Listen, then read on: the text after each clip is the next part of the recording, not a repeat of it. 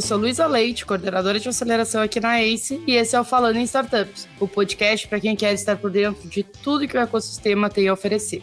Você, empreendedor ou empreendedora, está com uma rodada de captação aberta, conseguiu o primeiro commit, mas ainda tem espaço disponível no round para mais investidores. Como você faz para completar essa movimentação? Para te mostrar todas as opções que você tem, eu chamei o André Chioda, nosso Venture Capital Associate aqui na ACE, e o Luiz Zamboni, nosso analista de investimentos aqui na ACE. Bora?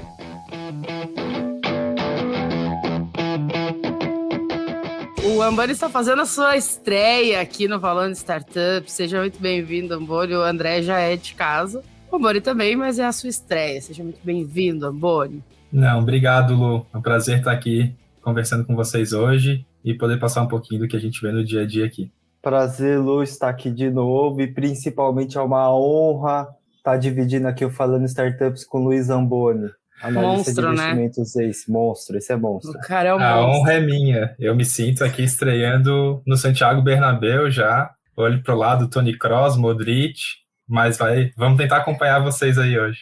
E você, cara ouvinte, se não entendeu o que o Amboni está falando, vá no LinkedIn dele e diga, não entendi o que você falou. Vamos começar pelo começo, né? Vamos botar a bola no centro do campo.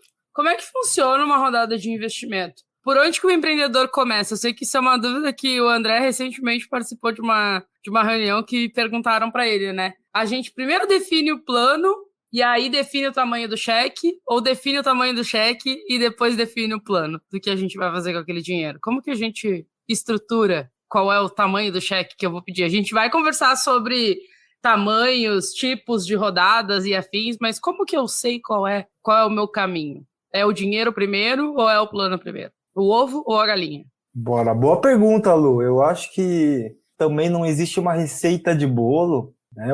A gente sempre fala aqui não necessariamente existe um playbook para a gente seguir qualquer coisa que a gente fale em startups, né? Pode existir boas práticas, tá? E uma boa prática para isso, eu acredito que o valor do cheque, ele não necessariamente ele deva ser o meio para você construir a rodada, ele pode ser o fim, né? Então, na verdade, fazer o planejamento da rodada, ele está muito relacionado a onde eu espero chegar com essa minha rodada de investimento, como eu espero chegar e em quanto tempo eu espero chegar, né?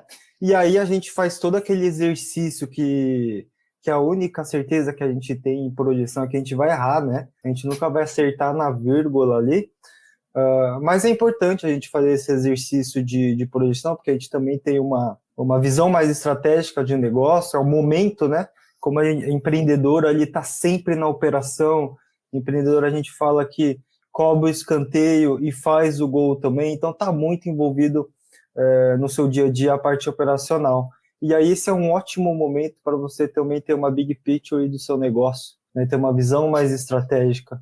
Então, fazer a construção desse planejamento de rodada é extremamente essencial para quem deseja abrir uma rodada e procurar aí possíveis investidores, tá? Então, eu acho que primeiro é o planejamento, primeiro é saber aonde você quer chegar, e aí sim a gente consegue definir um valor monetário para todo esse nosso planejamento, tá? Eu concordo bastante com a visão do André e acho que é legal destacar também aqui sobre a rota que o empreendedor vai escolher, né? Então, quando a gente está falando de uma rota de VC, acho que é interessante até ele já se preparar para mais de uma rodada de investimento e deixar isso bem claro no plano, né? Eu gosto bastante quando eu vou conversar com uma startup e ele já tem ali o quanto ele pretende diluir em cada etapa, o quanto ele pretende captar. Por mais que, como o André tenha comentado, né, isso aí a gente vai ver que na prática não vai acontecer, a gente já sabe o que esperar e consegue se preparar, né, para as próximas etapas da startup e entender como a gente pode ajudar também. Legal, e aí quando a gente, justamente essas captações, várias captações que o Amboni comentou, eu acho que seria legal a gente falar um pouquinho para quem está nos ouvindo, né, quais são as nomenclaturas que se usa aí, porque a galera fica meio perdida, né? Ah, tá, tem o cheque anjo, tem seed, pré-seed, Series A, B, C, e vamos todo o alfabeto praticamente. Vamos explicar para eles o que é isso e quais são os tamanhos e o que a gente espera também em cada uma dessas etapas. Falando de Venture Capital, a gente já vai entrar em outras formas de você completar a sua rodada. A primeira que eu trouxe aqui é o Pre-Seed e o investimento anjo, né? Eu coloquei as duas juntas aqui porque vão acabar trabalhando maturidades parecidas, né?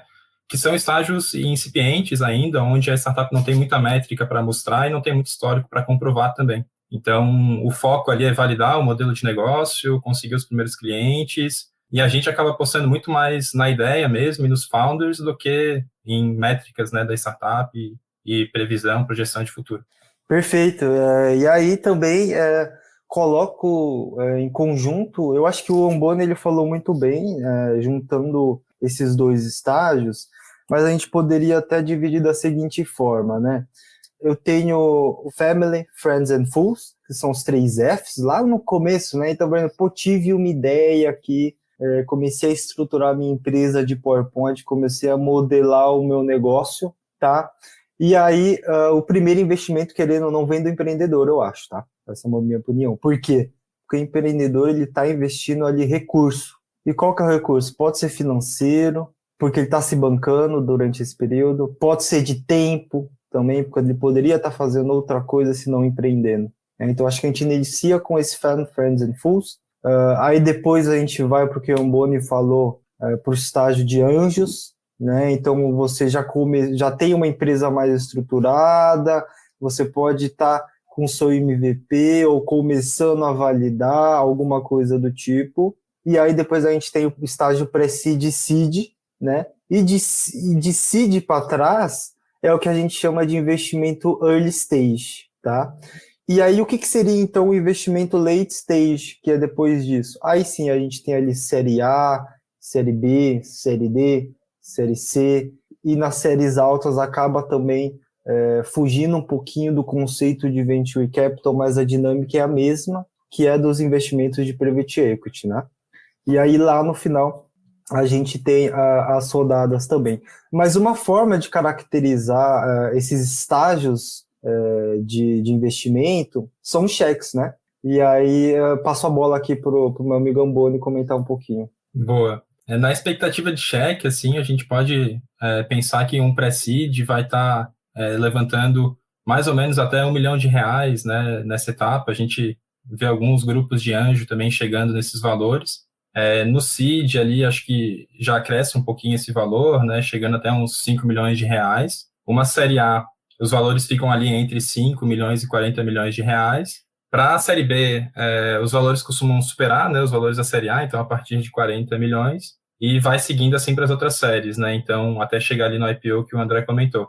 Então, acho que é interessante se atentar, né, aos valores dos cheques também e identificar se a tua empresa tem essa maturidade para levantar esses valores, porque cada estágio desse vai ter um entregável ali que os fundos vão olhar para avaliar se a empresa realmente merece levantar aqueles números, né? Então, sempre legal entender um pouquinho da atração, né? Um pouquinho das métricas que tu pode apresentar para os fundos, o quanto tu está investindo para trazer clientes, o quanto que eles estão ficando na tua base. Então, todas essas informações são bem relevantes para construir, né, uma estratégia de rodada. E eu acho que um material legal aqui que eu posso deixar como indicação também o SaaS Napkin da Big Bets, né, que também é um fundo que trabalha aqui no ecossistema, e eles têm lá cada estágio e mais ou menos o tamanho da rodada que pode ser esperado, o valuation post-money, o estágio, as características de time, enfim. É um material bem legal ali que pode ajudar os empreendedores a montar uma estratégia que seja coerente. Boa, Boni. A produção vai deixar aqui depois o linkzinho. Maravilha. E aí, complementando o Omboni também, a gente fala desses estágios, né? Esses estágios estão... Se vocês jogar na internet, assim, tá, pessoal? Vocês vão achar muito fácil também isso que eu e o Omboni estamos dizendo. Existem várias ilustrações sobre isso, existem várias explicações do que caracteriza cada fase dessas, mas o que eu queria dizer é que não tem receita de bolo. Então, não necessariamente você precisa passar por todos esses estágios, né? Às vezes você é uma startup que a gente chama de bootstrapping. O que é uma startup em bootstrapping? Ela não captou recursos, ela consegue se desenvolver sem ter investidores ali no seu cap table, né? Um cap table formado 100% pelos founders e co-founders. E aí, se você está em bootstrapping, às vezes você vai fazer uma captação só lá no seed. Então, você não captou anjo, você não captou pré-seed, e aí você vai lá captar só para seed, que quando você precisa realmente de um recurso maior, e quando você atingiu ali uma capacidade, e aí você precisa expandir isso. Tá? E não só no seed, né? Tem startup que vai direto para a série A, por exemplo, tá? Então, eu acho que fica essa dica também, né? Às vezes a gente fica muito apegado em seguir o passo a passo, mas, na verdade, é muito mais também o fim. Aonde eu vou captar dinheiro é o fim, né? Não deve ser o meio do desenvolvimento da sua startup, sabe? Então, na verdade, é mais uma coisa conclusiva do que, não, agora eu preciso captar. Não, você tem que parar e refletir e falar, não, agora faz sentido eu fazer a captação ou não, né? Eu acho que fica isso para reflexão do pessoal também. Eu acho que o Amori falou uma coisa super importante também, né?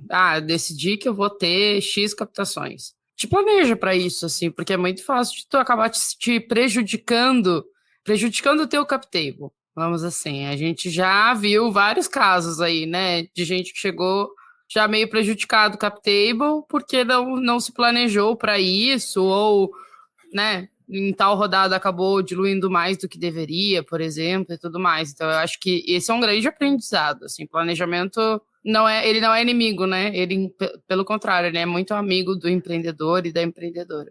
Pegando esse gancho da Lu, eu acho que tem alguns casos que, mesmo com planejamento, tu vai precisar encaixar uma rodada ponte ali entre uma série e outra para conseguir cumprir, né, com as expectativas dos fundos, e aí vai diluindo ainda mais o cap table e pode fazer com que não consiga captar outras rodadas justamente por isso, né? Então, acho que mesmo se planejando assim, tem várias coisas que podem atrapalhar, mas o planejamento ajuda a gente a trabalhar com vários cenários, né? Então, acho que é importante mapear esses todos.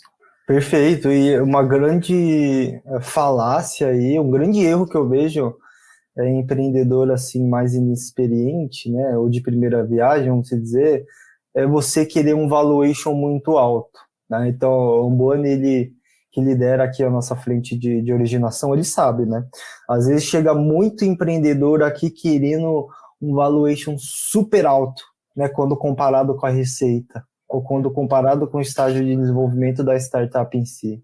E, na verdade, isso não necessariamente é bom, tá? Na verdade, é ruim, porque você vai atrapalhar rodadas futuras, como o Amboni falou, e, ao mesmo tempo, a gente tem que brigar por um valuation alto quando a gente for vender a nossa participação, né? Então, não adianta nada eu entrar numa bola de neve de superestimação do meu valuation e chegar lá no final, por exemplo, no momento de exit, no momento que eu vou ser adquirido, e aí a empresa que está adquirindo olhar e falar, opa, esse valuation está muito alto, precisamos já ajustar, tá?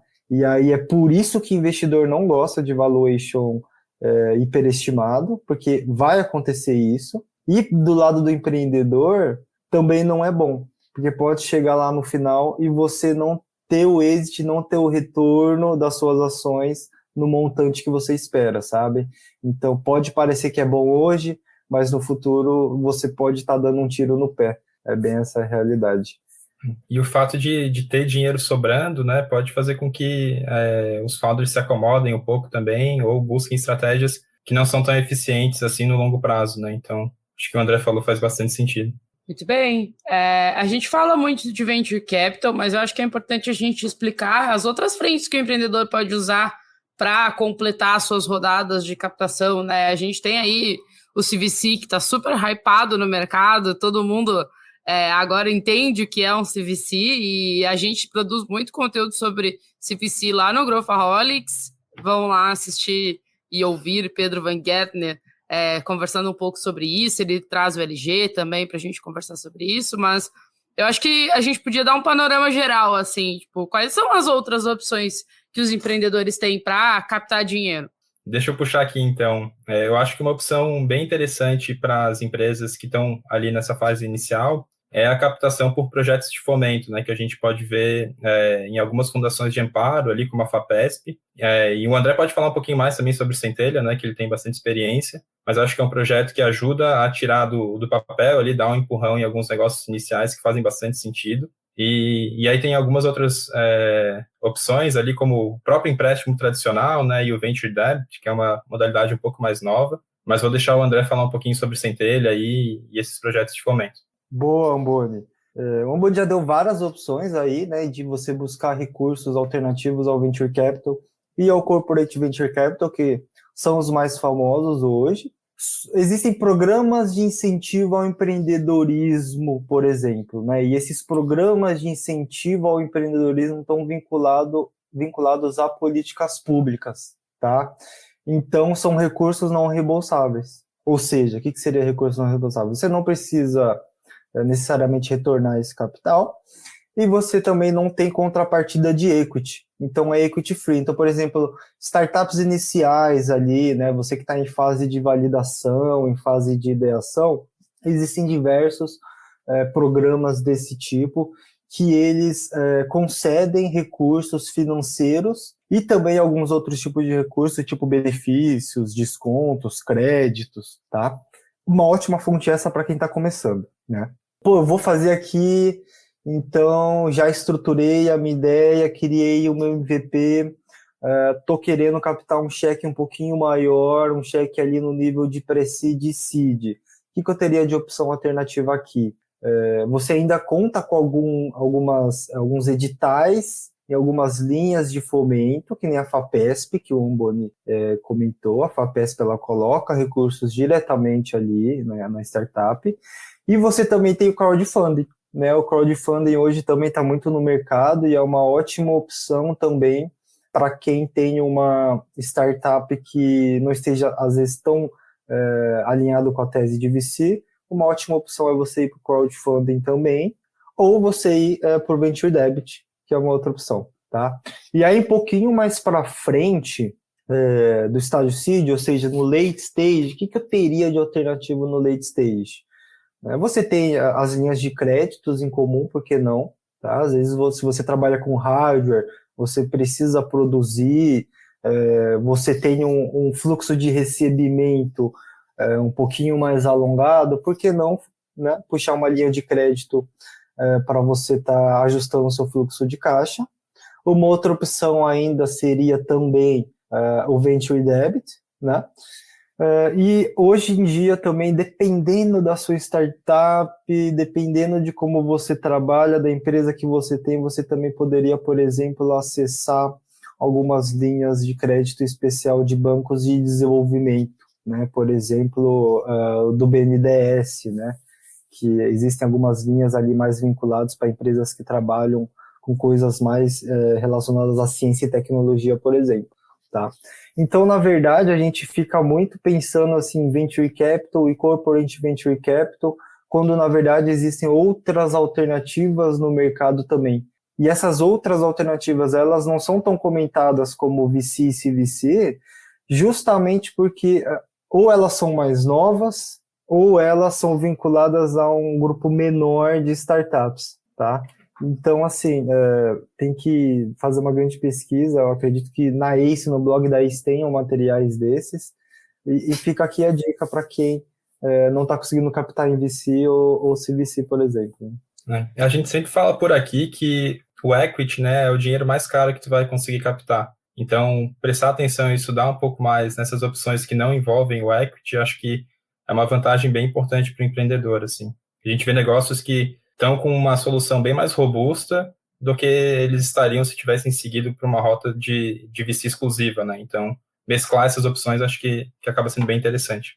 Tem um ponto, quando a gente fala de VC especificamente, tem um ponto que eu acho que nem todo empreendedor tem consciência, vou voltar com a trend do consciência, que é uma piada interna nossa aqui, mas que normalmente não vou usar normalmente, mas que existem casos em que o fundo não vai entrar sozinho, né? Tipo, não vou entrar sozinho nesta rodada porque eu não tenho dinheiro ou não tenho interesse em botar todo esse dinheiro no teu negócio. E aí, né, se define o líder da rodada, quem vai investir mais, mas se traz fundos parceiros.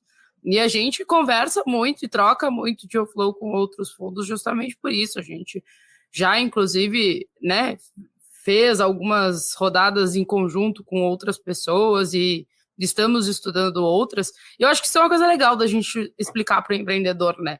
Porque eu acho que isso mostra qual é a principal habilidade que o empreendedor precisa ter na hora que ele vai captar, né, vai abrir a sua rodada e tudo mais, que é o network, no final do dia. Então, se tu tem 3 fundos interessados em ti, talvez, né, se os 3 fazem sentido estarem ali dentro, talvez valha a pena dar uma negociada e ver se existe abertura de entrarem os 3, porque é uma prática bem comum. Vocês concordam? Vocês querem dialogar um pouquinho mais sobre isso, assim? Eu concordo bastante com a Lu. Acho que o que a gente tem visto no dia a dia aqui dos nossos últimos 5, 6 investimentos que a gente está próximos de fechar ou já fechou, é exatamente esse co-investimento com outros fundos que pegam estágios parecidos com que os nossos e tem habilidades complementares também, né? Então, quando a gente vai falar de um conselho, a gente consegue enriquecer bastante, assim, como a gente ajuda a startup, né? Então, eu acho que é uma tendência, assim, interessante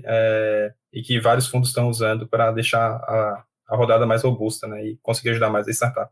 Boa. E além disso também, pessoal, existem fundos de venture capital, por exemplo, que eles só são followers, tá?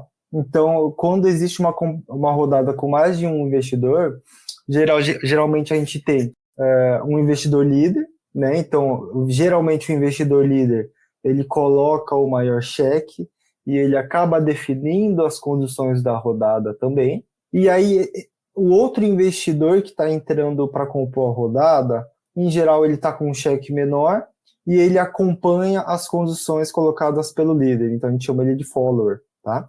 E existem fundos de venture capital no Brasil que são só followers. Eles são apenas followers. Então, ele fala assim, ó, eu invisto em você tanto, tá aqui, ele coloca ali uma carta de compromisso, porém, ele só vai efetuar o investimento dele mesmo quando você conseguir fechar a rodada com o investidor líder, por exemplo, né? Então, isso acontece muito, tá? Isso é muito normal e é muito difícil, por exemplo, do outro lado da mesa, você ter fundos que falam, não, eu quero só liderar a rodada, eu não sou follower, eu só lidero. Ou eu só faço rodada cheia, eu não faço co-investimento, né?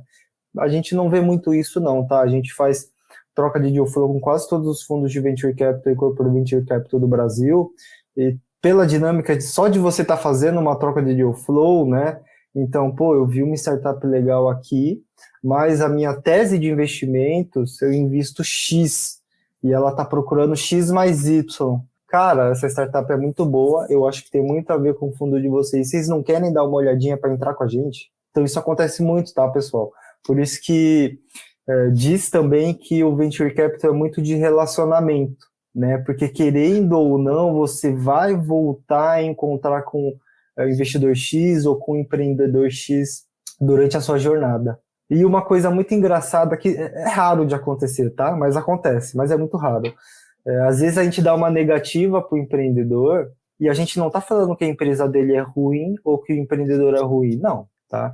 A gente está falando que a gente não investiria nele naquele momento, tá? E todo feedback que vocês receberem de negativa é isso, ele não investe em você naquele momento. Mas pode ser que amanhã ele invista em você.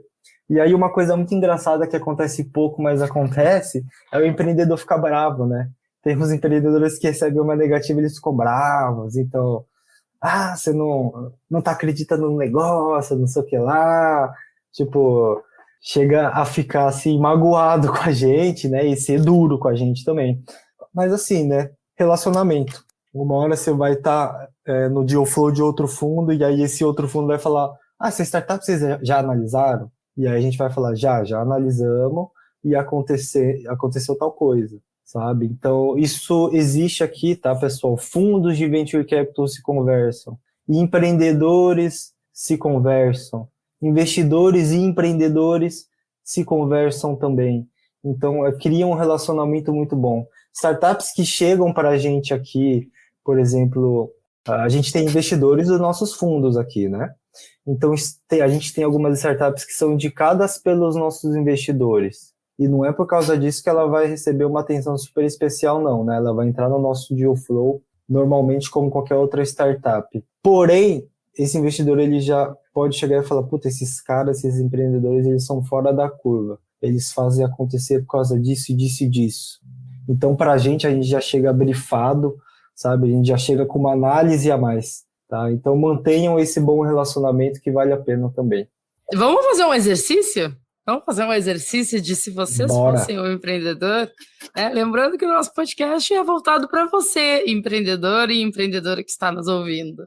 Então, vamos supor que estamos aqui falando dos founders da startup de energia solar que o Mike criou lá no nosso primeiro episódio. Se você não ouviu o primeiro episódio, eu recomendo que vá ouvir, porque ele está uma pérola. Se vocês fossem os donos desse negócio, como que vocês completariam uma rodada de investimento? Qual é o passo a passo? Assim, bom, definir qual é o meu plano, definir o que eu quero, sei quanto de dinheiro eu preciso. Qual é o primeiro passo depois disso? Tenho o meu pitch deck montado, e nós temos um episódio falando sobre o pitch deck. O pessoal da produção vai deixar aqui no link da descrição também.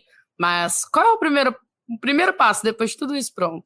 Eu acho que o primeiro passo é importante tu fazer uma pesquisa e uma análise sobre os investidores que tu pode captar, né? Então, nunca seguir direto para a conversa, porque no final das contas pode acabar passando por oportunidades interessantes, e não só investidores, né, mas também fontes de investimento, né? Então, a gente já comentou algumas aqui. Então, quando a gente está falando de energia solar, como é um projeto que é uma inovação que tem bastante valor para o ecossistema como um todo, acho que é possível encontrar fontes interessantes de fomento mesmo, que a gente comentou ali, que vão ajudar, né, a desenvolver essa solução livre de equity. Então, eu daria uma estudada também nessas possíveis fontes alternativas, montaria uma lista com investidores, né, anjos, com investidores, fundos de investimento pré-seed, que já tem experiência também com esse setor, porque ele é um pouco mais específico. Então, eu buscaria entender quem são os principais investidores, né, nesse setor, e aí sim,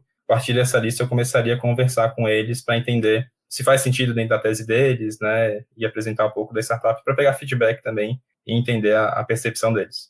E o Mike sempre dá uma dica aí, que é não começar pelo teu Trier 1, né? Começar lá por baixo e vai subindo até o teu dos sonhos aí. Essa dica é muito boa mesmo. Sei. Perfeito. E aí você faz essa grande pesquisa, né, que nem o Ambani falou, e aí relacionando com o Mike aí. Geralmente aqui no nosso portfólio, a gente ajuda nossas startups nas aberturas de novas rodadas e tudo mais, né?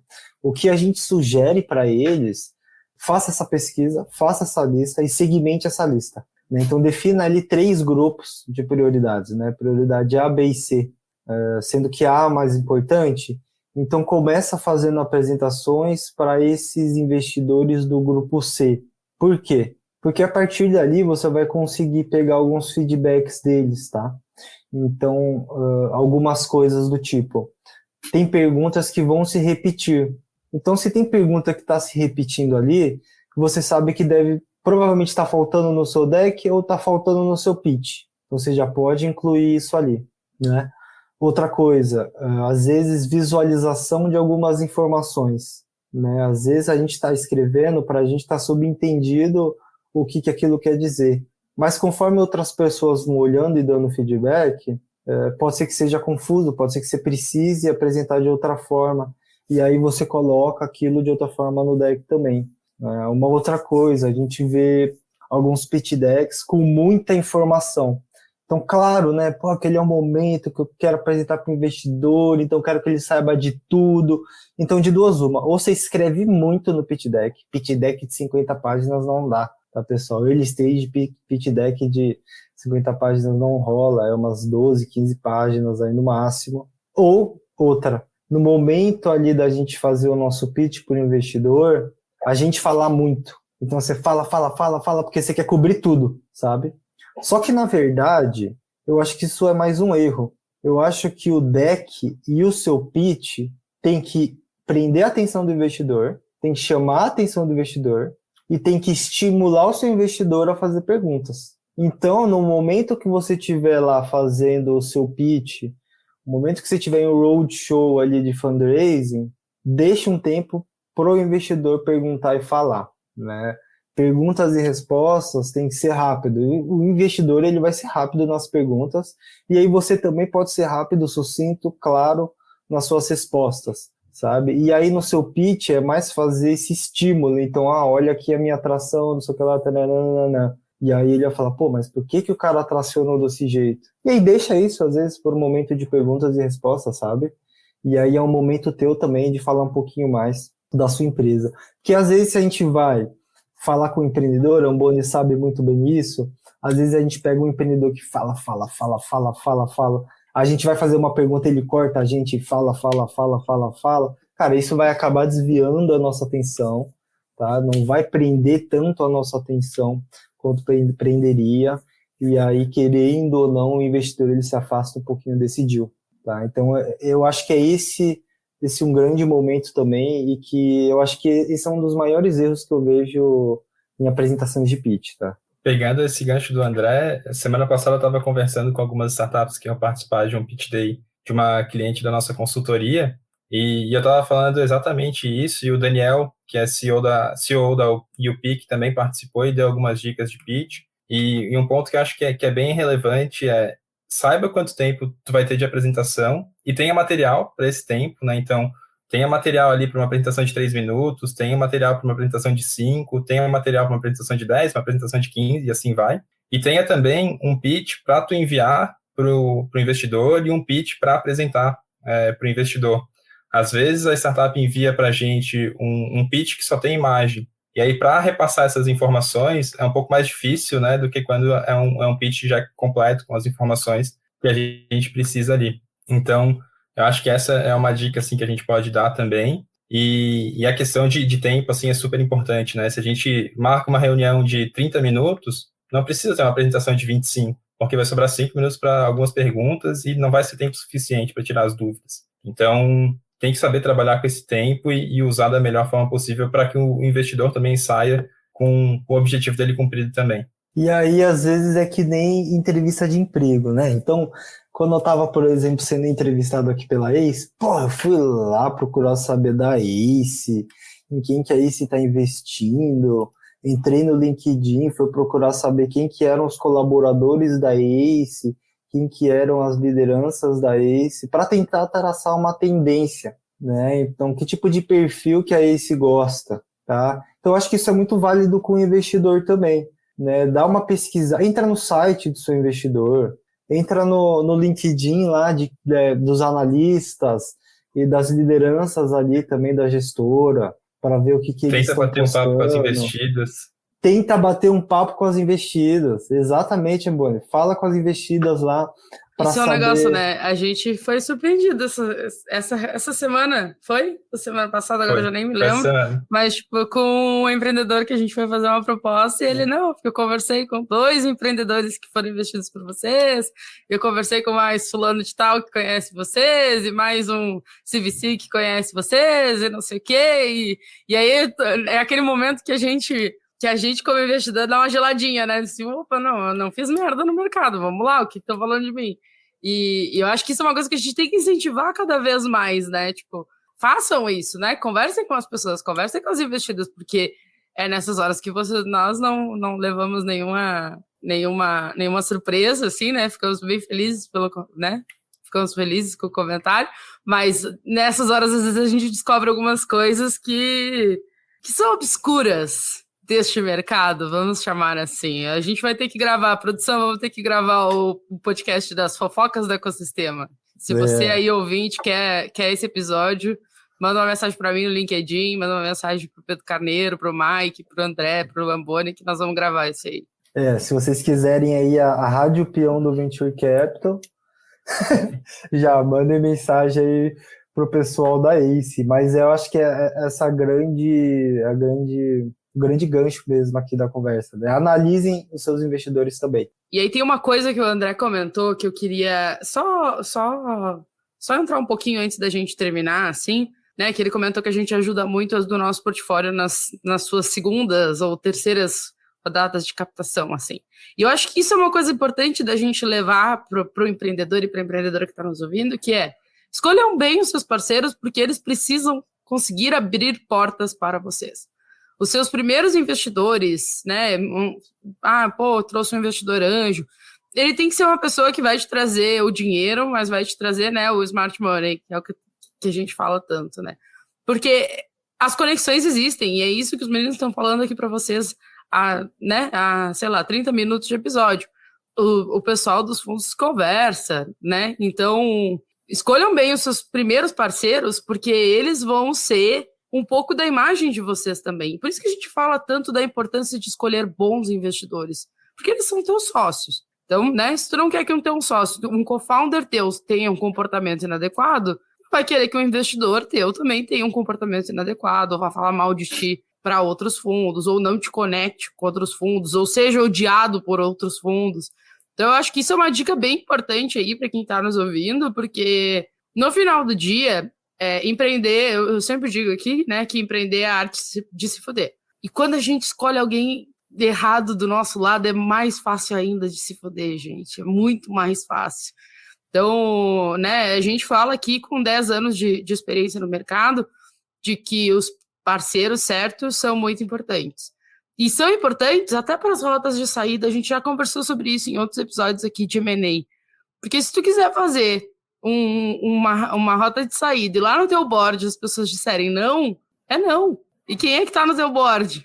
Então, eu acho que essa é uma dica bem importante, assim, escolham bem os parceiros de vocês pensando na jornada que vocês querem traçar, e tudo bem se vocês não souberem qual é a jornada, mas perguntem sobre eles no mercado, escrevam ali, volta e meia aparecem uns Excel que o pessoal conta meio que os podres, assim, pesquisem sobre isso, porque tem bastante, lá no sul a gente chama de pega-ratão. Ótima dica, Lu. Ótima dica. E aí, Smart Money é tudo isso que a Lu falou, né? Às vezes a gente olha, pô, Smart Money, né? Que é Smart Money, bicho?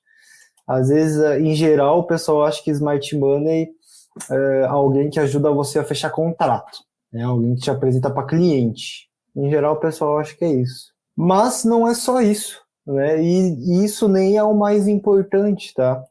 Muito importante é isso, é o relacionamento que o investidor ele tem com outros investidores e principalmente com o investidor do futuro, ou seja, o seu próximo investidor, ou seja, se ela é uma investidora early stage, mas a gente tem um ótimo relacionamento com investidores late stage, então a gente já tem relacionamento com o seu próximo investidor, né? Olha que legal, a gente faz reuniões recorrentes com esses fundos de série A, por exemplo, e aí a gente já vai comentando das nossas startups que estão com rodada aberta.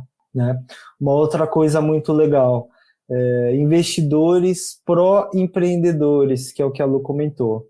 Então não é investidor que vai estar olhando só para o umbigo dele, muito pelo contrário, né? Ele está buscando o retorno do investimento dele, porque nós como investidores, a gente tem o nosso dever fiduciário a se cumprir, mas ao mesmo tempo a gente é super pró-empreendedor. Então a gente não vai, por exemplo, ferrar com o empreendedor para a gente se dar bem. Não, o nosso objetivo é sempre ter o famoso ganha-ganha, e isso não é da boca para fora, tá? Geralmente a gente consegue sim atingir esse objetivo. Semana retrasada, a gente teve uma reunião com o empreendedor para apresentar uma proposta, a gente diminuiu a porcentagem que a gente estava pegando do cap table para ele não ficar prejudicado. Isso é prática nossa aqui, e não é prática de todo mundo, então, né, tomem cuidado. E se vocês quiserem, né, pô, tô com uma startup aqui, early stage, tô com uma rodada aberta, tô planejando abrir uma rodada muito em breve, mandem um e-mail para Luiz Amboni, vai estar aqui no box de informações, digam que vocês ouviram ele no Falando em Startups, que ele vai ficar feliz em analisar a startup de vocês, né, Amboni? luiz.amboni@goace.vc, podem mandar ali que na medida do possível eu vou respondendo e a gente vai continuar as conversas, vai ser um prazer ajudar também. Pelo amor de Deus, não lotem a caixa de entrada do Amboni e esperem que ele responda a todos vocês no primeiro dia, mas ele vai responder. E ele já deu a dica, e não mandem pitch deck só com imagens para o Amboni. Só com imagem, por favor. Não, foi. Nosso trabalho por aqui. Tá aí, ó. Todo mundo que agora começar a mandar pitch para o Amboni, a gente tem que mandar esse episódio antes, para saberem como é que o Amboni é como investidor. Não, é uma boa mesmo, porque às vezes a gente recebe negócio que nem tem como analisar muito, né? Formulário, por exemplo, do site, vem só com o nome da empresa. Então, assim, a gente não consegue prever também, né? E visualizar muito além disso, né? Então, acho que quando forem conversar com investidores é super legal também preparar realmente o material e mostrar um esforço, né? Mostrar que vocês realmente querem captar e querem seguir com aquele investidor, que faz diferença no final. Ótima dica do Amboni, né? Uma outra coisa aí, pessoal, procurem saber como é que o investidor que vocês estão querendo prospectar trabalha. Então, aqui na Ace, a gente trabalha de forma descentralizada, tá? A gente tem o nosso site, que vocês podem estar enviando o pitch deck e preenchendo lá o formulário e anexando a apresentação de vocês. A gente recebe também via e-mail, que nem o Amboni passou aqui o e-mail dele. Quer enviar pelo nosso LinkedIn também? Envia lá pelo nosso LinkedIn, a gente vai analisar da mesma forma, tá? Mas tem investidores, por exemplo, que só recebem decks pelo site. Então, assim, também não adianta você ficar lá enchendo o saco do cara no LinkedIn, que não vai dar certo, tá? Então, procurem também identificar o canal correto de você tá fazendo contato com esse seu possível investidor. É isso aí, eu recentemente recebi uma mensagem no LinkedIn da Elis, que é a nossa ouvinte, perguntando se ela poderia me mandar, ela já tinha o meu e-mail, a gente já tinha trocado e-mail, já tinha feito uma reunião, e ela perguntou se ela podia me mandar um material por e-mail, ela foi no LinkedIn e me perguntou, eu disse, claro, reforcei meu e-mail e tudo mais. Esse é o comportamento certo, e Elis, olá pra você e um beijão pra você também. Muito obrigado, pessoal, adorei nosso episódio de hoje com 2 monstros do Venture Capital aí, e com certeza quem está nos ouvindo, procurem saber e conhecer esses 2 caras incríveis aí, porque eu tenho o privilégio de conviver com eles diariamente, mas são 2 caras que são totalmente pró-empreendedores e vivem o dia a dia do lado dos empreendedores. Então, se vocês precisarem de qualquer coisa, eles com certeza vão ajudar. Contem com a gente, pessoal, chamem a gente ali no LinkedIn, caso vocês tenham alguma dúvida, caso queiram enviar algum tipo de material também. A gente gosta muito de ajudar, né, Amboni, o ecossistema como um todo, tá? Fazendo parte do nosso portfólio ou não, a gente sempre gosta de estar fazendo esse retorno para o ecossistema. E para mim é sempre um prazer estar aqui no Falando em Startups da Luísa Leite, famosa Luísa Leite, está ficando famosa aí. Nossa, falando em startups. Nossa, falando em startups, e principalmente do lado aqui de um grande amigo, Luiz Amboni.